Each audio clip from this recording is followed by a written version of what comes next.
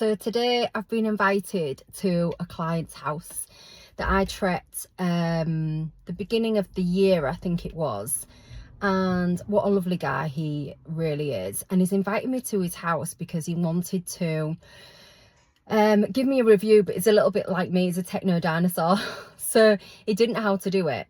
So he said, why don't you come to my house and we will have a chat, you can record it, because he wanted to show others how hypnotherapy and coaching has helped him through the devastation of losing his wife. So he also needed to get on a plane to go see his brother in Canada, and since his wife passed away, suffered with anxiety and claustrophobia. So he got on the flight. He had a great time in Canada to see his family. So come with me and meet Alvin.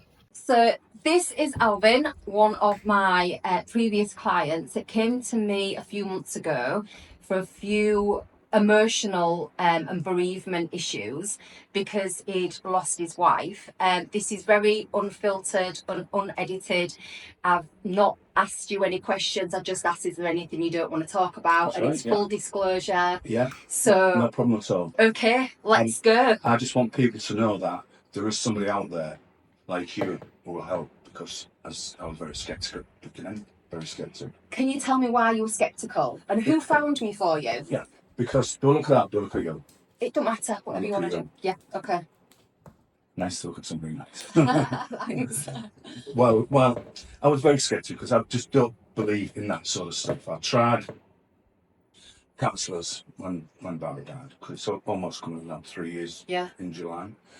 I tried counsellors, it just didn't work for me. I spent a lot of money. I spent more money on the counselling than I did with you. Yeah. And I didn't regret it. I had to try something. Yeah. But they just didn't do anything for me whatsoever. Then someone suggested I go to these meetings where you meet a lot of people and talk to people. Yeah. That did me no good whatsoever, because I found out I was like acting as a counsellor to other people, telling me their troubles, and I don't want to know other people's troubles. I had my own troubles. Yeah. And there was one person, I think he was 57-year-old or something like that, and his mother had died. His mother had done everything for him, and he ended up being a counsellor. You know, bereavement and all that. And another fellow spoke to him, I said, what are you here for? And he said, get away from my wife, mate. Get away from my wife, Yeah. So I was put onto you by my brother. Yeah.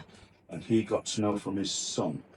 Had his son been to me? I don't know. Okay. I don't know that. Okay. Possibly I don't know. Okay. But so he thought about this, so I said, I've been to so many people and I said, I don't believe in all this and all that. Is it hypnotherapy you didn't believe in? Is it what? Was it particularly the hypnotherapy you didn't believe in? Did you think it was woo-woo like a lot of people do? Yeah. Okay. I don't believe in that sort of thing.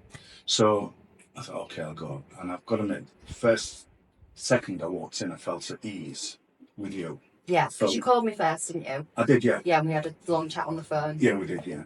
So the minute I walked in, I was very, very relaxed. It felt nice. Yeah. It felt really good. Good.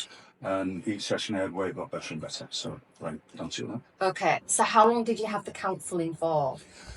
When did you start it after Barbara had passed? About 8-9 months after Barbara passed. Right, and how long did you go to counselling for? The first one went for 4 weeks, I think 3 or 4 weeks. And she was nice, but just didn't do anything. Just chatting? Yeah, just chatting, nothing. Yeah, and did you go to another one after that? I went to someone after that, it was a fella. How long were you with him for? 2 weeks. Okay. Didn't like it. Okay. Again, regurgitating everything and crying and being upset and all those things that you have to dig up, you know. For sure. And so you went to 2 counsellors? 2 counsellors, yeah. One bereavement centre to the coma, I don't know what they call them, where you just go and talk to people. And how long did you do that for? I did 3 sessions, and I knew by the first session I wasn't going to like it. Okay, but you persevered a bit. I did Was it 3 weeks, 3 sessions or something like that? No, it wasn't. It just wasn't for me. Okay. I didn't want to listen to other people's problems. Yeah. Okay. That's it. You know, Yeah. you hear other sounds on the radio. Oh, you know, that's my wife, and I did, and somebody suggested comedy, and I didn't really want to do that. So there's an advert on radio about that now, and yeah, so and it's a fantastic social atmosphere, and there's other people there in the same boat as me. Mm. Well, that's fine. There's other people there in the same boat as me, but I just don't. Did you find that it was quite depressing? Everyone was talking over and over, and it was depressing. I paid a £15 subscription for whatever it was. Yeah. So, can you remember, Alvin, how much you spent on all that? What would it be? First one was £40 a time. That was over 4 sessions. I can't remember. Yeah. So the second one, it was 60 something. Yeah. A session, and then the token thing. Yeah. I just paid a £15 subscription, so that's all you pay. Okay, so say like £250 all in all. Something like that. Right. Okay. And what did you pay for my 5-week course? Can you remember? I don't remember. 595. Yeah. Or 96. Or 597. 597. Okay, so let's call it £600. Right. Okay. Yeah, £600. So, when did you start to feel different? After the first session with you, I felt at ease. Yeah. And I didn't. At that first session, I didn't expect things to change just like that. The thing I liked about it, when I first came to see you, talked about everything that had gone on. Yeah. I talked about everything that had gone on. You took notes of everything. You talked to me. Then week by week after that, the next 4 weeks, you handled each thing individually. Right. Right. The thing with about Barbara, and you admitted what you say won't change the way I feel about Barbara. Yeah. And the it memories. doesn't. But I feel better. So the emotional charge and that dark, horrible tidal wave of dread has gone. It's gone. Yeah, I still cry. Yeah, but that's normal, I'd say. Yeah, I still. But the getting on with life is better. You can get on with things. Yeah, I can look at Barbara's photo now and not cry. Yeah. Have you seen that one up there, by the way? That's Barbara, all different times of her life. Different hairstyles. Yeah. So okay. How did you find the sessions? Like, did you feel that you were regurgitating stuff and getting upset? No, not at all. I wasn't. I think I got upset the first session because I was telling somebody. I was telling you about the way I was feeling, and it was still hurting. Yeah. But after that, from the first session I came to see you, I just told you, I felt at ease. Yeah. I felt really at ease because what you do, you make people. You've got the song about you that make people feel nice. Thank you. And that's what you made me feel. And you speak really nice as well. Thank you. And you don't speak posh. You speak nice. I've got all that. And you like your chewy. Yeah, I like chewy. Yeah. To relax your nervous system. Yeah. So, okay. So when did you... So you came to me because you were struggling, because obviously you'd lost your wife. And how long were you married for? 55 years. Wow. So you've been together since you were children, haven't you? And 2 boys. Barbara was 16 when I first met her. Wow. 2 weeks up 17th birthday. I was 18, I think. Yeah. Something like that. So met Barbara at 16, pregnant after 5 months. Yeah. She wouldn't leave me alone. No, not pregnant after 5 months. After about 18 months. Yeah. Actually. And she found out she was pregnant. Yeah. 5 months pregnant, and she found out. So the Asian anyway. Yeah. So. You got 2 boys. Yeah. Grandchildren. Yes. Firstborn, and then 5 years after that. Okay. Yeah. Yeah, and we sailed through life. Like, it was the first 10 years was a struggle, so that was a problem of mine. And then we sailed through everything. Everything was great. Everything was fine. Yeah. When we first got married, I had no money. We had no money. But we had money to live, that's it. So when I come home from work, she didn't get anywhere. She had to leave work when she had to leave. There was no maternity leave then. No. She had to leave work, and that was it. Yeah. So I was an apprentice. I was on £9 a week. I was on £9 a week. My mum got us a little house down Westwood Street on Ezel Road, two down. And I made it like a palace. And we just sailed through it all. Then when I came out my time, the money went up to £24 a week. So what I used to do is each week I'd give my wage packet to Barbara because I didn't need what did I need money for? Right? So I'd give my wage packet to Barbara and she'd do all that. And as the years went by, that's how it happened. I was at work all day. She started work at the Smith Never and she worked shifts. So she had time to go to the bank and do all that sort of thing. It didn't bother me at all. It didn't bother me whatsoever. I was happy to do that. She always said to me, "You're happy knocking down walls. I'll sort this out." Yeah. So when Barbara passed then, were you a bit lost with all that kind of stuff? I'm totally lost. Especially technology. That's Technology. something we have in common. We're not very good at it, are we? Never had a mobile phone. I know you never answer it. No, because I've got one now. Is there? Yeah. Right, I've got it now. That's Barb's old phone. But she did all that. Yeah. So there wasn't just that. It was the loss of you know. It was quite grim the way that she passed away. She was very poorly, wasn't she? So there was that we had to deal with, and then you had to find like your new identity of running the house and paying bills and dealing with technology. And so we were just saying about how you had to kind of learn Barbara's role as well as yours. That's right. And so tell me how you were coping when you first lost Barbara. Like, how were you coping? What were you doing? Just everything's a big blank. I was just going through the motions each day. Yeah. I was going through the motions each day. Then my brother came from Canada, and it was I was trying to look after them. Yeah. And it was so awkward, and my mum was just blank. Were you anxious as well? Yeah. Anxiety. Oh yeah. It was really bad. Yeah. It was nice for my brother to come. And then all his family came a week after that, and he got so much. He's got his son Daniel, and he used to drink all the time, and it was just So you were drinking as well then? Oh yeah. Heavily? Yeah, I was, heavily, yeah. Of course I was, yeah. Yeah. Just everything was a bit of a blur. Yeah. You know, and that was it. Yeah. So after when the family went, about 2 weeks later, I started to get bad again because everything was quiet. Yeah. The void. It was just, everything was so quiet. It's deafening, that silence. Yeah. So then carried on drinking and things, but I was doing that for about 18 months. Yeah. Then just before I met you, I was starting to calm down a little bit. And since meeting you, I'm feeling a lot better. Yeah. So you like to drink, don't you? You do like to socialise and you like. Oh yeah, I do. Yeah. But it's just like a weekend, special occasions, that kind of thing. Yeah. Okay. Yeah. All right. So and because we took the emotional charge out of everything, do you feel that is the reason why you've not needed to carry on self-medicating? Yeah.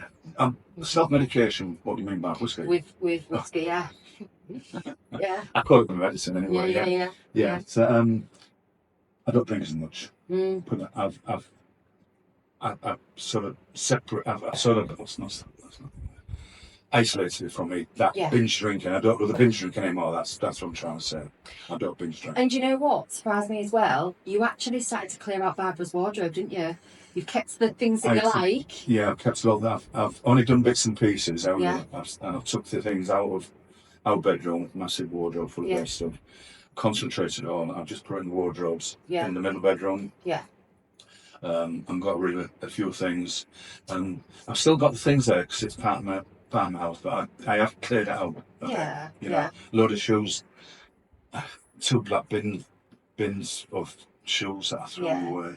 Yeah, you don't need to get rid of them. You can keep those bits. I've kept some of the good ones, some of the ones that she didn't wear. So we stopped the self-medicating with drink so much. You started to clear a lot of stuff out. You started to feel better. Yeah. In general, you weren't sleeping very well. We remedied that, didn't we? I'm okay sleeping. Yeah. Can you tell me how you felt while you were in the meditation and the hypnosis? Because a lot of people worry that it's mind control and you're not in control. Right. Say that again. Can you tell me how you felt while you were in hypnosis, like in the meditation when I was doing the therapy on you, when you were nice and relaxed and your eyes were closed? I felt very relaxed. I felt relaxed. The music was nice. Yeah. I felt I could breathe properly. Yeah. And your voice is magnificent. Thank you. You've got a very calming voice. Yeah. And I felt safe. Yeah. Yeah, I felt safe. It felt as though, you know, when you had a few drinks, it's Yeah. nice and woozy, not drunk, when you're nice Yeah. and woozy, just Yeah. nice like that. And that's how it made me feel. And the music that you had in the background, that what they call music. Binaural beats that puts you into a nice relaxed state. Yes, it was, yeah.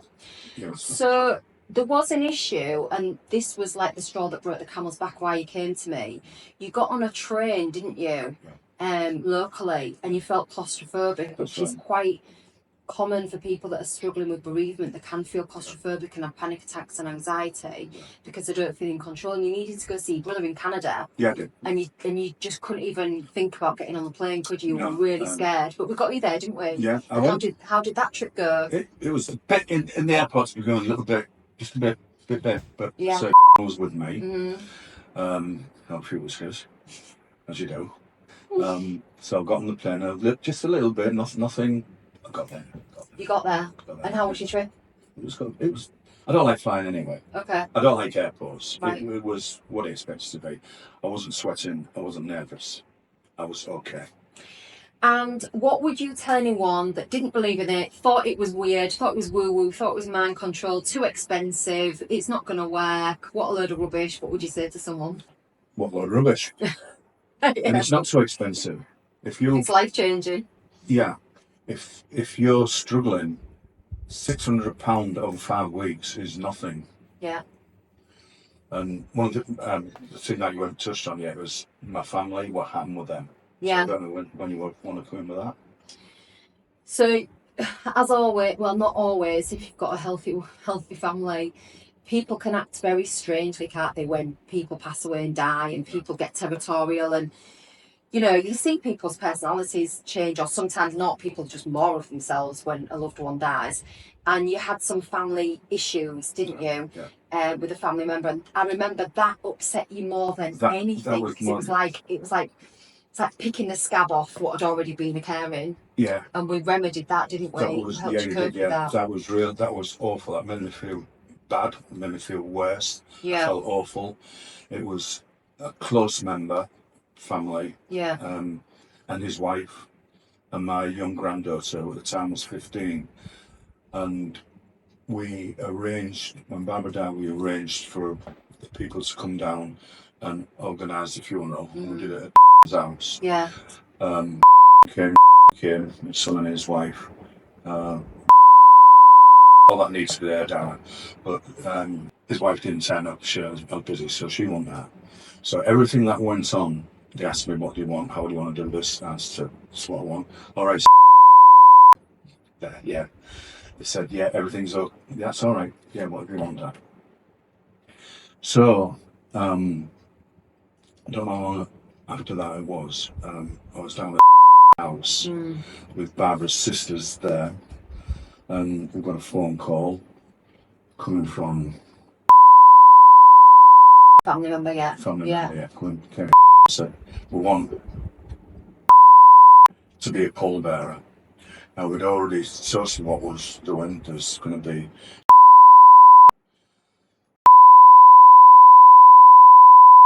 that was all sorted out at the meeting we had, yeah. And straight out of the blue, we ran up and said, we'd like to be a pallbearer. And she's only very young girl. She was 15. Yeah. So I said, no. I said, we've already resourced what's going to happen. So he said, well, we decided that we want to do that. So it starts, he went off. Then his wife came on the phone and said, well, if can't, I'll be the pallbearer. I said, no chance. So they wasn't very happy about that.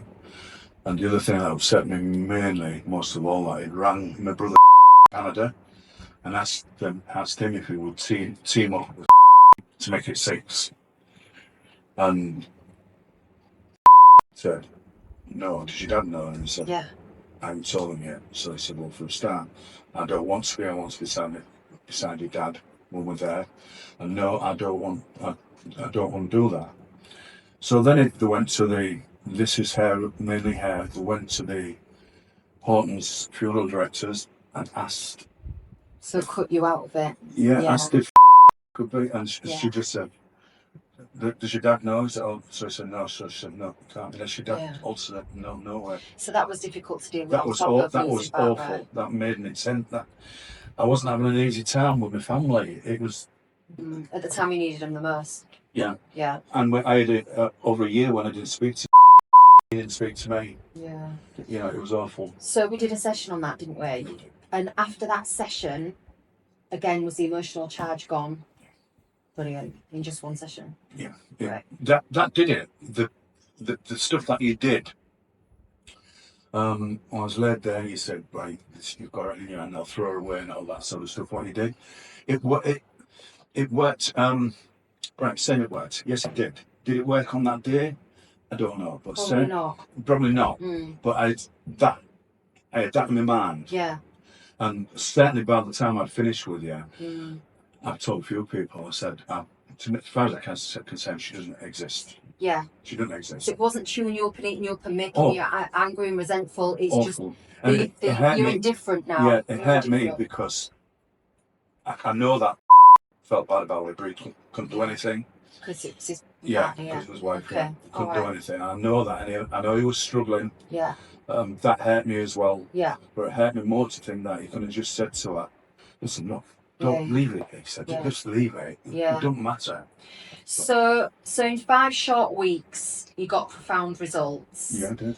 Did you think it was hard work at all? Did you have to make any effort? Was it hard work? No, it wasn't. No, I already told you the minute I walked in. Yeah. I felt at ease. I felt comfortable. Yeah. You think about one of hypnotherapists, you're thinking somebody sat there with a clock. Yeah, a clock. Yeah, thinking you're going to go to sleep. I told everybody. I said, what you've got to remember, it's not Paul McKenna. No. You don't do Paul McKenna. No. Which is what I think that's what you said to me when I first heard something like that. Yeah, yeah. And I said, she puts you in a really, I told her, by the way, right, person actually comes to her. I said, she puts you really at ease. First time I met her, I felt good myself. Great. And, you know, I can't say any more than that. That's what we want. Yeah. So... And I've got better since. Great. So it's carried on working. Yeah. Exactly. It carries on working. Yeah. I still pound for Barbara. And of course you will. You've been with her longer than you've been without her. When came down and asked me to do some jobs in her house, I ain't seen her for a long time. She was at the funeral. She was at the funeral, but I don't remember seeing her. Yeah. There's that many there. And she came and said, "Where are you, Alvin?" So I started crying. Yeah. She put her arms around me and gave me a hug and things. We chatted and stuff like that. And she said, I'm going through emotions. And took that thing. Yeah. Then she said, I've had to come to ask you something. I said, I've got some jobs that I need doing. Because we're being tricked by men, I don't want any workmen in my house. She said, I know I can trust you. So I've been down there the last couple of weekends doing this work for her, and I feel good doing it. And she's a person.